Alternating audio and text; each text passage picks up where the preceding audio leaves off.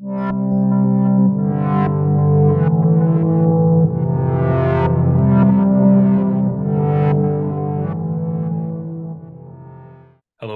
I'm Bretton, one of our MCAT tutors here at Inspira Advantage, where we help students get into med school and other professional programs.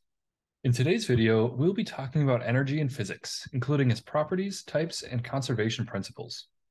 Energy is a foundational concept for you to understand on the MCAT regarding the Chem Phys section, and through developing a deeper understanding, you're going to have a much higher Chem Phys score.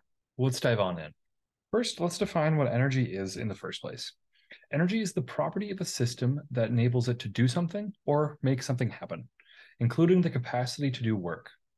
So if we break down the SI unit, originally it is joules for energy. We can further break down joules as 1 Newton meter.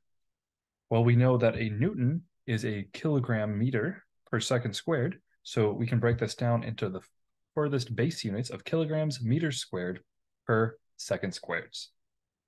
It's important to know the units because this can help you problem solve when it comes to answering math questions. Now, there are several forms of energy, but we are mainly going to focus on kinetic and potential energies in this video. Start with kinetic energy. Kinetic energy is associated with the movement of objects. It depends on mass and velocity, or the speed of the object. The overall formula is kinetic energy equals 1/2 mass times volume squared.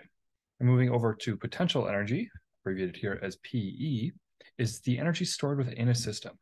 And it also can take on many various forms, such as gravitational potential energy, MGH, the spring potential energy, 1/2 kx squared, electrical potential energy, kq1, q2 over r, and the q's here are of those point charges.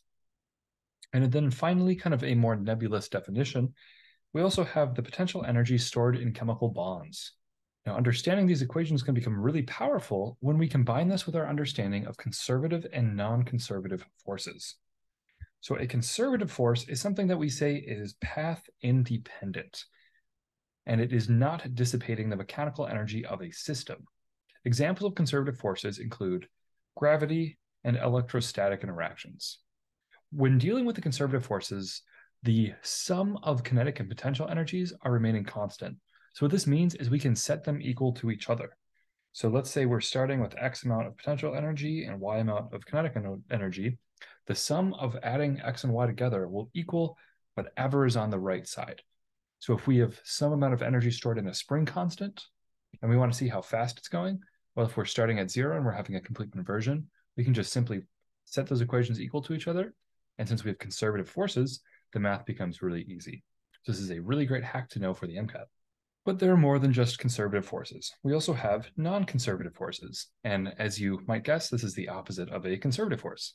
So these are path dependent and are causing the dissipation of mechanical energy from a system.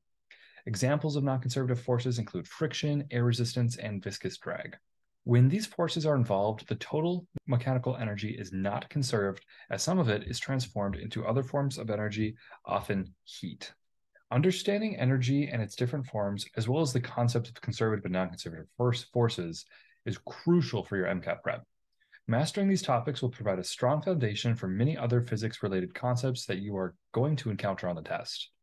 And thank you so much for watching our video on energy, and I will see you next time.